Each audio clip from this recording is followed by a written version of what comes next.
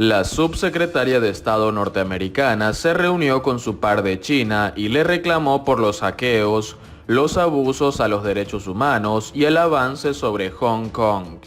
Washington indicó que Wendy Sherman fue muy enérgica en la reunión con altos funcionarios del régimen de Xi Jinping en la ciudad de Tianjin. La subsecretaria de Estado norteamericana Wendy Sherman fue muy enérgica en temas como el de los ciberataques y la represión de China en Hong Kong, durante unas conversaciones francas pero profesionales con funcionarios del régimen de Xi Jinping, según reportaron este lunes altos funcionarios de la diplomacia estadounidense. La subsecretaria fue muy enérgica a la hora de hacer comprender a los chinos la información objetiva que teníamos para respaldar lo que estábamos hablando, ya sean los derechos humanos o las violaciones de las promesas hechas por China, como el alto grado de autonomía de Hong Kong, dijeron los funcionarios estadounidenses. Sherman también expresó su preocupación por la falta de voluntad de China para cooperar con la Organización Mundial de la Salud, en una segunda fase de investigación sobre los orígenes del COVID-19. La subsecretaria expresó su preocupación en privado, como lo hemos hecho en público, sobre una serie de acciones de la República Popular China que van en contra de nuestros valores e intereses y los de nuestros aliados y socios, y que socavan el orden internacional basado en reglas, dijo el Departamento de Estado en un comunicado. Además, planteó los casos de estadounidenses y canadienses detenidos en China. Previamente, el reporte de China había instado a Washington a que deje de demonizarle y de considerarle un enemigo imaginario. Durante el encuentro entre altos representantes en la ciudad de Tianjin, en el noroeste del gigante asiático. Si bien algunos analistas habían adelantado que no debía esperarse mucho de este encuentro, el primero entre altos representantes de Beijing y Washington en suelo chino desde abril, los comunicados publicados por ambas cancillerías no dieron pistas claras sobre un eventual acercamiento de posturas. Hay algunas cosas que están por encima de las diferencias específicas y que son responsabilidad global de las grandes potencias, comentó Sherman en una entrevista con AP poco después de terminar sus reuniones con los diplomáticos chinos. 2 días antes de la llegada de Sherman a Tianjin, China anunció sanciones a 6 ciudadanos y una institución estadounidenses como respuestas a las emitidas el 16 de julio por Washington contra 7 funcionarios chinos por socavar la autonomía de Hong Kong. Esta dinámica, dijeron analistas chinos citados este lunes por el diario estatal Global Times, podría convertirse en la nueva normalidad a la hora de relacionarse con Washington. Está previsto que Sherman regrese esta jornada a Estados Unidos sin que por el momento haya noticias de que se vaya a reunir finalmente con el ministro chino de Exteriores, Wang Yi, tal como se había especulado. La visita a Tianjin forma parte de la gira asiática que la número 2 de la diplomacia estadounidense ha llevado a cabo durante los últimos días, en los que ha visitado Japón, Corea del Sur y Mongolia.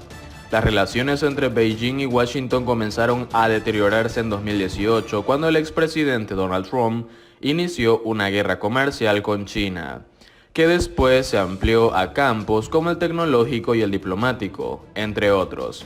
Tras la llegada de Joe Biden a la Casa Blanca en enero, ambos países han intentado reconducir las relaciones, aunque Washington ha continuado por el momento la política de sanciones y vetos a empresas chinas iniciada por Trump. Rechazan aviso en el New York Times que pide a Biden levantar el embargo a Cuba. El Centro para una Cuba Libre calificó este sábado de falsedades un anuncio publicado este sábado en el diario The New York Times, pagado por un grupo progresista en nombre de expresidentes, políticos y artistas que instan al presidente de Estados Unidos, Joe Biden, a dejar vivir a Cuba, levantando el embargo. El anuncio de una página firmado entre otros por los expresidentes Rafael Correa, Ecuador, y Luis Ignacio Lula da Silva, Brasil, y actrices como la estadounidense Susan Sarandon, urge además al demócrata a deshacer los castigos impuestos a la isla por su predecesor Donald Trump. Es hora de tomar un nuevo camino en las relaciones entre Estados Unidos y Cuba, dice la carta abierta a Joe Biden. Le hacemos este llamado público urgente para que rechace las políticas crueles implementadas por la Casa Blanca de Trump que han creado tanto sufrimiento entre el pueblo cubano, agrega. John Suárez, director ejecutivo del CCL, una organización de defensa de los derechos humanos con sede en Estados Unidos, se lamentó que COPINC, una de las organizaciones progresistas firmantes, se ha puesto del lado de los abusos contra los cubanos de la represiva dictadura de Cuba. Subrayó que el aviso no explica que Cuba carece de sindicatos, periódicos, estaciones de radio o televisión, asociaciones cívicas libres o independientes, ni la población tiene otra vía para expresar su disgusto con su gobierno, que la protesta en las calles. El aviso publicitario ocurre tras las sanciones impuestas esta semana por el presidente Biden como respuesta a las denuncias de represión contra los cubanos que se manifiestan contra el gobierno de Miguel Díaz-Canel. Las inéditas protestas estallaron en la isla el pasado 11 de julio y han sido apoyadas por el exilio cubano en Florida, que ha pedido al presidente Biden endurecer las sanciones contra el régimen de la isla. En el aviso publicitario, unos 400 políticos, intelectuales, clérigos, artistas y activistas llaman a Biden para que levante de inmediato las 243 sanciones de Trump contra Cuba.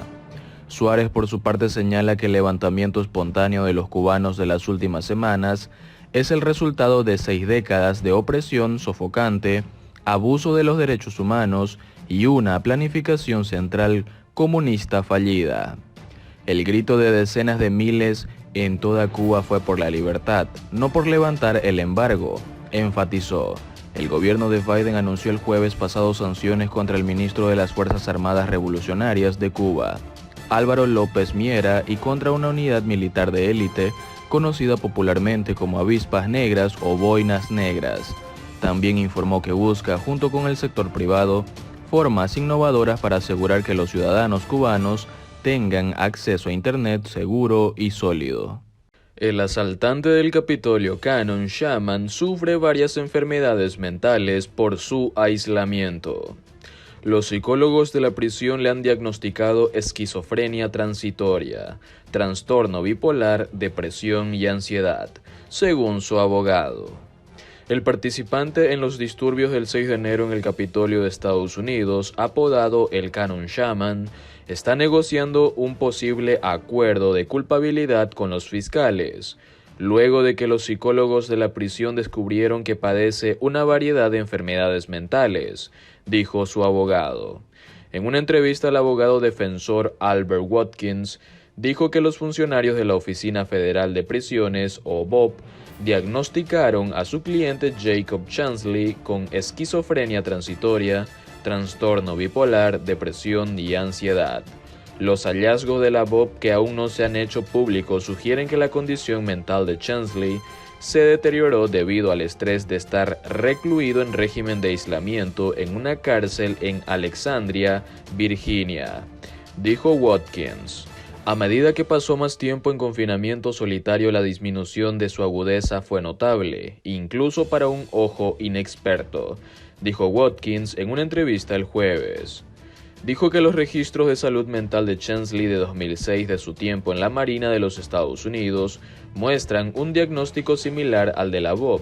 Un portavoz de la oficina del fiscal federal se negó a comentar sobre el caso. Chansley es uno de los más reconocidos de los cientos partidarios de Donald Trump que irrumpieron en el Capitolio después que el entonces presidente en un feroz discurso afirmó falsamente que su derrota en las elecciones de noviembre fue el resultado de un fraude. Chansley de Arizona fue fotografiado dentro del Capitolio con un tocado de cuernos, sin camisa y muy tatuado.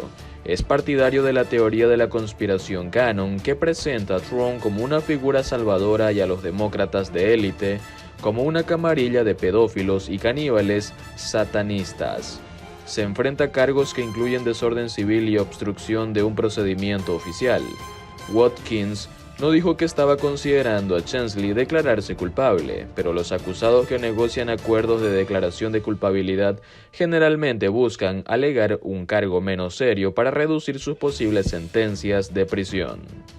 Watkins dijo que las autoridades deberán determinar cómo Chansley puede acceder al tratamiento que necesita para participar activamente en su propia defensa. Declararse culpable de un cargo niega la necesidad de un juicio, pero los acusados aún deben ser declarados mentalmente competentes para hacerlo. Watkins dijo que la evaluación de su cliente por parte de la BOP no declaró que Chansley fuera mentalmente incompetente y que no espera que se le ordene a Chansley someterse a lo que se conoce como tratamiento de restauración de la competencia.